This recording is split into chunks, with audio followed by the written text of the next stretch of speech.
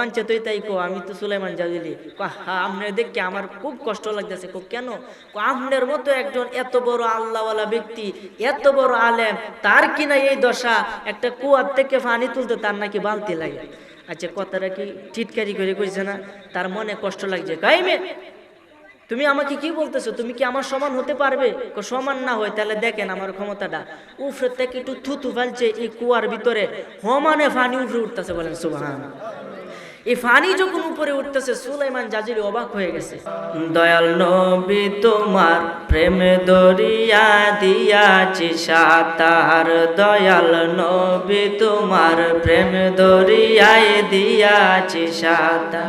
এই তুমি পার করো ডুবাই আমার মহিমা তোমার, বলেন পার করো ডুবাই আমার মহিমা তোমার, দয়াল নবী তোমার প্রেম দরিয়ায় দিয়াছি সাতার, দয়াল নবী তোমার প্রেম দরিয়ায় দিয়াছি সাতার। নবী আমরা যদি ডুইবা মরি,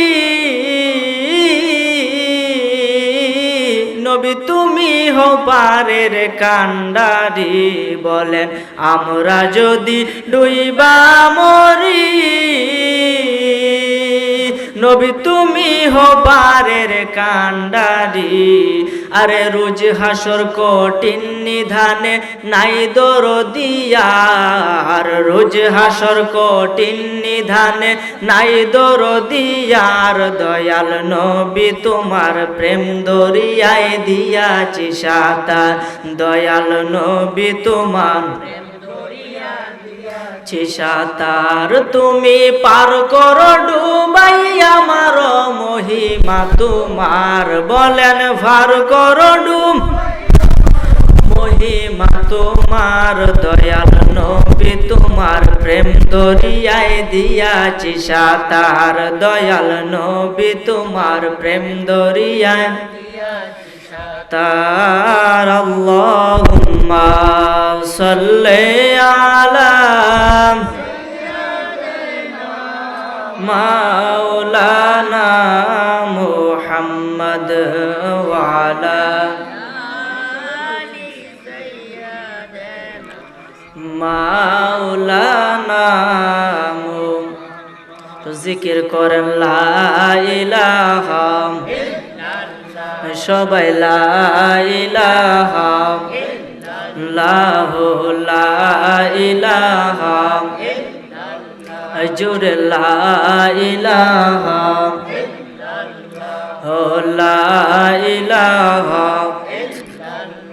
হায় নমরুদে আগুন জ্বালাইল, সেটা ইব্রাহিম নবীকে ফালাইল, বলেন নমরুদে আগুন জ্বালাইল, সেটা ইব্রাহিম নবীকে ওরে আগুন হইল ফুল বাগিচায়, আগুন হইল সাই পশম কেন পড়ল না, লা ইলাহা ইল্লাল্লাহ, লা ইলাহা ইল্লাল্লাহ, জোরে লা ইলাহা ইল্লাল্লাহ, লা ইলাহা ইল্লাল্লাহ, লা ইলাহা ইল্লাল্লাহ, লা ইলাহা লা ইলাহা। ভাইজান বহু দূরে মাদিনা, আমরা কেমনে যাব জানি না, ওরে দয়াল আল্লাহ দয়া কর, দয়াল করই নসিব কর মদিনা, লা ইলাহা জোরে লা ইলাহা ইল্লাল্লাহ, লা ইলাহা বলি হাসবি রব্বি জাল্লাল্লাহ, মাফি কলবি গায়রুল্লাহ, পড়ি হাসবি রব্বি জাল্লাল্লাহ, মাফি কলবি লাই নূর মুহাম্মদ সাল্লাল্লাহ পড়ি নূর মুহাম্মদ লা ইলাহা ইল্লাল্লাহ লা ইলাহা ইল্লাল্লাহ লা ইলাহা লা ইলাহা ইল্লাল্লাহ মুহাম্মাদুর রাসূলুল্লাহ সাল্লাল্লাহু আলাইহি ওয়াসাল্লাম। একটি জবান বন্ধ রাখিবেন না, জবান খুলে সকলে একবার জুড়ে সুরে বলি আলহামদুলিল্লাহ। আর একটু মায়া সুরে মহব্বতে অন্তর থেকে বলি আলহামদুলিল্লাহ। সমস্ত প্রশংসা কার? সেই মহান মনিবের, যিনি আপনাকে আমাকে এই গরম মৌসুমেও বিভিন্ন কাজ থেকে ফারাক করে সুস্থ অবস্থায় আজকের এই বরকতপূর্ণ নূরানি মাহফিলে দরবারে মাহফিলে আসার মতন বসার মতন তৌফিক দিয়েছেন। এই জন্য আবার বলি আলহামদুলিল্লাহ। সেই সাথে আরো বেশি শুকরিয়া আদানের বিষয় যে মহান আল্লাহ তাআলা আপনি আমাকে কতটুকু মায়া করেছেন, মায়া করে আমাদেরকে লম্বা একটা হায়াত দিয়েছেন। আমাদের কিন্তু একটার উপরে বেঁচে আছি, এটার নাম হয়েছে বাতাস, শ্বাস প্রশ্বাস। আপনি ফালতেছেন টানতেছেন, এটাই আপনার শক্তি, আর কোনো কিছুই নাই। যখন আপনার এই জিনিসটা বন্ধ হইয়া যাবে এই মুহূর্তে, তখন আব্দুল করিম থাকবেন না, আব্দুর রহিম থাকবেন না, 1 সেকেন্ডের ভিতরে লাশে পরিণত হবে এই শ্বাসটা। এই কারণে আমাদেরকে এই যে শ্বাস প্রশ্বাস আল্লাহ দিছে, এবং আরো বেশি শুকরিয়া আদানের বিষয় যে মহান আল্লাহ তাআলা আপনি আমাকে আখির নবীর উম্মত করে দুনিয়াত বানাইছে, বলেন সুবহানাল্লাহ। আগের নবীর উম্মতরা এখনো কবরে, আর আমরা এখন দুনিয়ার মধ্যে আছি। পাঠাইছেন আমাদের আল্লাহ সবার পরে বেহেশতে যাব সব নবীদের আগে, বলেন সুবহানাল্লাহ।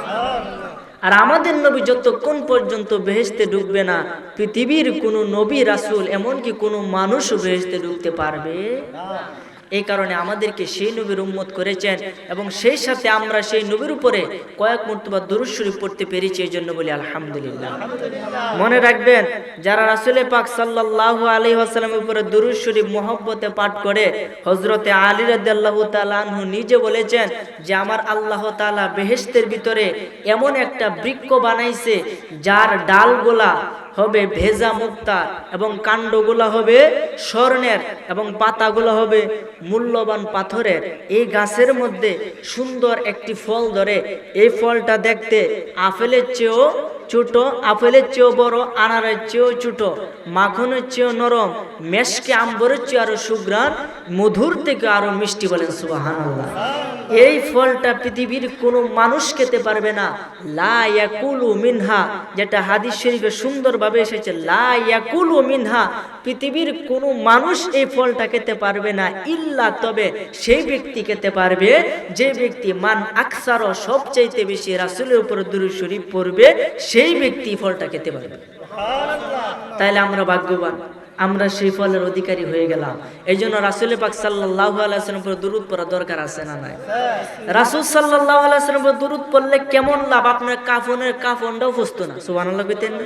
এমন কি ফুলসিরাতের ফুলের রাস্তা 30,000 মাইল লম্বা, চুলের থেকেও চিকন, হীরার থেকেও ধার, এবং নিচে থাকবে জাহান্নামের আগুন, কালো কুসকুসে অন্ধকার। এটার উপর দিয়ে পৃথিবীর কোনো মানুষ নাই, যদি এটার উপর দিয়ে না হাঁটে সে বেহেশতে যাবে, এরকম কোনো মানুষ নাই। আবার আল্লাহ এমন পছন্দের বান্দা বানাইছে, তারা হাসরে মাঠ কি দূরের কথা, ফুলসিরাতের ফুলও দেখতো না, সুবহানাল্লাহ। সেরকম বান্দা আমাদেরকে হওয়ার তৌফিক দান করুক, বলেন আমিন। এক ব্যক্তির লোক ছিল, ঘটনাটা বলি তাহলে বুঝতে পারবেন, খুব মনোযোগ দেন। এক ব্যক্তির লোক ছিল হযরতে সাইয়্যিদুনা আবু আব্দুল্লাহ সুলাইমান জাজুলি রহমাতুল্লাহ আলাইহি। ওই সুলাইমান জাজুলি রহমাতুল্লাহ আলাইহি একদিন তার বাড়ি থেকে বাহির হইছে। ওই আল্লাহর ওলি বাড়ি থেকে বাহির হওয়ার পরে রাস্তা দিয়ে হাইটা হাইটা সফর করতেছে, পৃথিবী ভ্রমণ করতেছে, হাঁটতে হাঁটতে যাইতেছে। হঠাৎ করে এমন এক স্থানে পৌঁছে গেছে যেখানে নামাজের সময় হইয়া গেছে। এখন নামাজের জন্য ওযু করা লাগবে কিনা? এই সুলাইমান জাজুলি রহমতুল্লাহ আলাই ওযু করার জন্য পানি খুঁজতেছে, কোথাও কোনো পানি পাই না। আস্তে আস্তে জঙ্গলের দিকে হাঁটতেছে, হঠাৎ করে দেখে একটা কুয়া। এই কুয়ার মধ্যে পানি আছে কিন্তু অনেক নিচে। এই পানি তুলতে বালতি লাগবে কিনা, কিন্তু বালতি নাই। এখন পানি তুলবে কিভাবে? এইভাবে সে দাঁড়িয়ে আছে মনমরা হয়ে। হঠাৎ করে দেখে এই কুয়ার পাশে একটা বাড়ি। এই বাড়ির ছাদের উপরে অর্থাৎ টিনের উপরে একজন সুন্দরী যুবতী মহিলা বসে আছে, অবিবাহিত। তখন এই সুলাইমান জাজুলি রহমতুল্লাহ আলাই ওই মেয়ের দিকে ইশারা করলেন, তাকাইলেন। তখন এই মেয়ে ডাক দিয়ে কয়, বাজান আপনার নাম কি? বলেন সুবহানাল্লাহ। ঘটনা বুঝতেছি না, আমার কথা না বুঝলে প্রশ্ন করবেন। এই সুলাইমান জাজুলি ওযু করতে গিয়ে পানি নাই, এখন পানি তুলতে বালতি লাগে, বালতিও নাই। অন যে সেরিটা আছে, তাহলে যদি পানি বালতি একটু দেয় তাহলে তো উজুরা করে তারে। তখন এই মেয়ে ডাক দিয়া কয় যে আপনার নাম কি? এই সুলাইমান জাজুলি ডাক দিয়া কয়, আমার নাম তো সুলাইমান জাজুলি। ও আপনি যুগ শ্রেষ্ঠ আলেম সুলাইমান জাজুলি? কমানছে তুই তাই কো, আমি তো সুলাইমান জাজুলি। আপনার দেখে আমার খুব কষ্ট লাগতেছে। কেন? আপনার মতো একজন এত বড় আল্লাহওয়ালা ব্যক্তি, এত বড় আলেম, তার কিনা এই দশা, একটা কুয়ার থেকে পানি তুলতে তার নাকি বালতি লাগে। আচ্ছা, কথাটা কি টিটকারি করে কইছে না? তার মনে কষ্ট লাগছে। কাইমে তুমি আমাকে কি বলতেছো? তুমি কি আমার সমান হতে পারবে? সমান না হয় তাহলে দেখেন আমার ক্ষমতাটা। উফরে থেকে একটু থুতু ফেলছে এই কুয়ার ভিতরে, সমানে পানি উপরে উঠতেছে। বলেন সুবহানাল্লাহ। এই পানি যখন উপরে উঠতেছে, সুলাইমান জাজুলি অবাক হয়ে গেছে। ডাক দিয়া কই, মেয়ে তোমার পরিচয় দাও, তুমি কে? আমি এত বড় একজন আলেম, এত আমল করি, আমার তো এত বড় ক্ষমতা হয় নাই।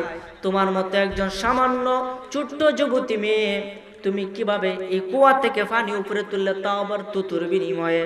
দয়া করে তুমি কি আমল করে এই গুণটা অর্জন করছো?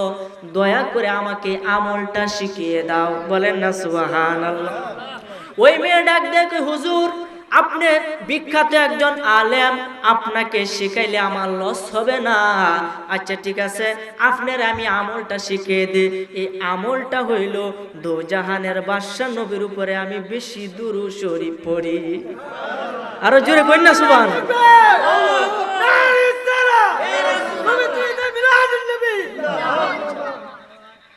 আমি রাসূল পাক সাল্লাল্লাহু আলাইহি ওয়াসাল্লামের উপরে দুরূদ শরীফ পড়ি, এই কারণে আমার এই গুণ আল্লাহ তাআলা দিয়েছে।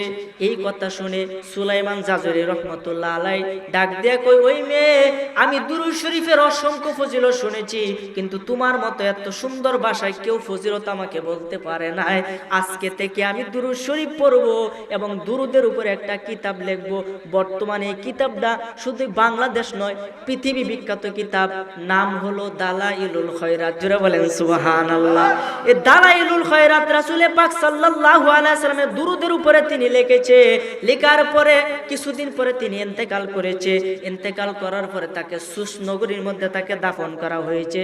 দাফন করার 1 বছর 2 বছর নয়, 10 বছর 20 বছর নয়, 77 বছর পরে একজনকে স্বপ্নে দেখাইছে যে আমার এই কয়বরটা তাড়াতাড়ি এই জায়গা থেকে তুললে মুরুক কই নিয়ে তুমি দাফন করো।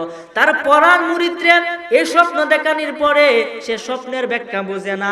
2-3 বার স্বপ্ন দেখার পরে কবর থেকে তারে তোলা হইছে, তুইলে দেখে তার কাফনের কাপড়টাও বসে না, কাফনের কাপড়টাও বসছে না। কি মনে করেন? তখন ডাক দিয়া কই, এই লোকটা কি আমল করতো? এই যে আমরা জীবিত মানুষ, আমাদের যদি এনবার টিপ দিয়ে কত ধরে রাখে, এনতে কি রক্ত সরে যায় না, সাদা হয়ে যায়। দেখেন যে এনার টিপ দিয়ে ধরে রাখলে কি হয়, সাদা হয়ে পড়ে, কারণ রক্ত মানে এখান থেকে জাগা, আবার যখন সাইরে দেয় আবার লাল হয়ে মানে রক্ত সঞ্চালন করে। একজন ব্যক্তি পরীক্ষা করার জন্য ওই সুলাইমান জাজুলি রহমতুল্লাহ আলাই চেহারার মধ্যে এই সাদা আঙ্গুল দ্বারা এভাবে একটু যাতা দিছে, দেখে আমরা জীবিত মানুষ যেমন সাদা হয়ে রে এমন সাদা হয়েছে, সাইরে দেওয়ার সাথে সাথে আবার রক্ত ভরাট হয়েছে। বলেন না সুবহানাল্লাহ। তার মানে 77 বছর পরেও তার লাশটা পচে নাই, তার কাফনের কাপড়টাও পচে নাই। তিনি কি আমল করতেন? এমন কি 24 ঘন্টা তার কবর থেকে মেশকে আম্বরের সুঘ্রাণ বাইরিত। তিনি একটাই আমল করতেন, এটা হলো রাসূল পাক সাল্লাল্লাহু আলাইহি ওয়াসাল্লামের বেশি বেশি দুরূদ শরীফ পড়তেন। আমার আলোচনা বিষয়টা আমাকে বলেছে নবীজির চরিত্র সম্পর্কে আলোচনা করতাম, কিভাবে তিনি জীবন যাপন করেছেন। আমাদের তো এইভাবে জীবন যাপনটা করল, কোনটা কোন বাঁচবেন সারা জীবন? বাঁচতেন না, মইরা যাওয়া লাগবে। এই কারণে রাসূল পাক সাল্লাল্লাহু আলাইহি ওয়াসাল্লামের নাম শোনা মাত্রই দুরূদ পড়া আমাদের উপরে ওয়াজিব। কথা কোন ঠিক কিনা? যদি নাম শুনে দুরূদ না পড়েন তাহলে কি শাস্তি হবে একটু শুনেন। হযরত কাব রাদিয়াল্লাহু তাআলা আনহু নবীজির একজন বিখ্যাত সাহাবী। ওই কাব রাদিয়াল্লাহু তাআলা আনহু নিজে বলতেছে, একদিন রাসূল পাক সাল্লাল্লাহু আলাইহি ওয়াসাল্লাম মসজিদের ভিতরে প্রবেশ করলেন। প্রবেশ করার পরে আমাদেরকে একটু ডাক দিলেন, এই তোমরা আমার দিকে আসো। এই কাব রাদিয়াল্লাহু তাআলা আনহু বলে, আমি এবং আমার সহপাঠীরা রাসূল পাক সাল্লাল্লাহু আলাইহি ওয়াসাল্লামের কাছে গেলাম। কাছে যাওয়ার পরে রাসূল সাল্লাল্লাহু আলাইহি ওয়াসাল্লাম একটা সিঁড়ির মধ্যে পা দিল। মিম্বারের কিন্তু 3টা সিঁড়ি থাকে। এক সিঁড়ির মধ্যে পা দিয়ে তিনি বললেন আমিন। দ্বিতীয় সিঁড়ির মধ্যে পা দিলে তিনি বললেন আমিন। তৃতীয় সিঁড়ির মধ্যে পা দিয়ে তিনি বললেন আমিন। এরপরে নামলেন। নামার পরে সাহাবীরা ডাক দিয়ে কই, ইয়া রাসূলুল্লাহ, আপনি 3বার বলছেন আমিন 3টা সিঁড়ির মধ্যে দাঁড়াইয়া, এর হাকিকতের ব্যাখ্যা তো আমরা বুঝতে পারতেছি না, দয়া করে এর হাকিকতটা আমাদেরকে একটু বোঝাইয়া দেন। নবীজি ডাক দিয়া কয়, আমি যা দেখি তোমরা তা দেখতে পাবে না, কারণ আমি নবী তোমাদের মতো না, তোমরা আমার মতো না। সুবহানাল্লাহ। নবীজির মতো কেউ আছে? কোনটা কো? নবীজির মতো কেউ না। এই কারণে নবীজি ডাক দিয়ে কই, প্রথম সিঁড়িতে পা রাখার সঙ্গে সঙ্গেই হযরতে জিবরাইল আমিন আমার কানে কানে আয়েশা বলতেছে, ইয়া রাসূলুল্লাহ, আল্লাহ আপনাকে সালাম দিয়েছে আর আমাকে এই দোয়া করতে বলছে যে কি, যে ব্যক্তি রমজান মাস পাইল অথচ রমজান মাস পাইয়া নিজের জীবনের সমস্ত গুনাহ খাতা ক্ষমা করাইতে পারল না, ওই ব্যক্তি ধ্বংস হোক, তার উপরে আল্লাহর গজব নাজিল হোক। নবীজি বলছেন আমিন, তাই হোক। সুবহানাল্লাহ। আচ্ছা বলেন, জিবরাইল দোয়া করছে, নবীজি আমিন কইছে, বলেন দোয়াটা কি কবুল হইব না বিফল হয়ে যাইব? কবুল হয়ে রয়েছে। দ্বিতীয় সিঁড়িতে যখন আমি পা রাখলাম তখন জিবরাইল আমার কানে কানে বলতেছে, ইয়া রাসূলুল্লাহ, যে ব্যক্তি আপনার নাম মুবারক শুনলো, শোনার পরে দুরূদ শরীফ পড়লো না, ওই ব্যক্তির আল্লাহর গজবে নিপতিত হোক, ওই ব্যক্তির উপর আল্লাহ লানত হোক, ওই ব্যক্তি ধ্বংস হোক। নবীজি বলছেন আমিন, এটাই হোক। সুবহানাল্লাহ। তার মানে দুরূদ শরীফ পড়াটা কি আমাদের জন্য কর্তব্য কিনা? তৃতীয় সিঁড়িতে পা রাখার পরে আমিন কেন বললেন? নবীজি ডাক দিয়া কয়, সাহাবীরা রে, তৃতীয় সিঁড়িতে পা রাখার পরে আমি আমিন বললাম এই কারণে, যে ব্যক্তি তার পিতা মাতারে বৃদ্ধ অবস্থায় জীবিত পাইল অথচ পিতা মাতার খেদমত করে বেহেশত অর্জন করতে পারলো না, সেই ব্যক্তি ধ্বংস হোক, তার উপরে আল্লাহর গজব হোক। নবীজি বলছেন আমিন, এটাই হোক। সুবহানাল্লাহ। তাহলে কি বলছেন, নবীজি দোয়াটা যে করছেন নাকি কম টম দোয়াটি মনে হলো? হ্যাঁ, রমজান মাস হয়েছে আমাদের গুনাহ মাফের একটা স্পেশাল সুযোগ। এই দিন ও দোহানের মাঝে লাল পর্দা টাঙ্গাইয়া খাওয়া। কথা কোন ঠিক কিনা? আই রে, মানুষ মুসলমান আমরা নামে, শুধু কামে মুসলমান না। কথা কোন ঠিক কিনা? শিফাউল কুলুব এই কিতাবের 309 অথবা 303 পৃষ্ঠার মধ্যে আছে, এক ব্যক্তি, অনেক বুজুর্গ আছেন, তিনি মারা গেছে। মারা যাওয়ার পর একজন প্রতিবেশী তার স্বপ্ন দেখতেছে যে কি, তার মাথার মধ্যে জাহান্নামের আগুনের আংরার একটা টুপি তার মাথার মধ্যে আল্লাহ দিয়ে দিছে। তখন এই ব্যক্তি ডাক দিয়ে কই, কি গো ভাই, দেখতাম দুনিয়ার মাঝে ভালোভাবেই চলতাম, নামাজ পড়তে, তোমার আজ কি অবস্থা কেরে? ওই ব্যক্তি ডাক দিয়া কই, ভাই দুঃখের কথা কি কইয়াম, আমার সমস্ত আমল, আমার শত মারেফত আছে, আমার আল্লাহ কাইরে নিছে। ওইটার কারণ কি? আমি যখনই রাসূল পাক সাল্লাল্লাহু আলাইহি ওয়াসাল্লামের নাম শুনতাম তখন দুরূদ পড়তাম না। নাউজুবিল্লাহ। এই দুরূদ পড়ার না পড়ার কারণে আমার পক্ষ থেকে, আমার মাথার থেকে সমস্ত ব্রেন উড়াইয়া এহনো এই জাহান্নামের আগুনে আংরা বয়া দিছে। বলেন, এটা কি শাস্তি হইছে নাকি শান্তি হইছে? তাহলে এই শাস্তি কি আমরা পাইতাম চাই না? এই কারণে আসুন আমরা বেশি করে বেশি দুরূদ শরীফ পড়ব। আপনার টাকা দরকার, গাড়ি বাড়ি দরকার, ব্যবসা বাণিজ্য উন্নত নাই, টাকা পয়সা বেশি ভাও নাই, আপনি দুরূদ শরীফের আমল শুরু করেন, দেখান টাকা করে দেয়। সুবহানাল্লাহ। বেশি বেশি দুরূদ শরীফ পড়বেন, তাও আবার ওজু অবস্থায়, হেঁটে হেঁটে নয়।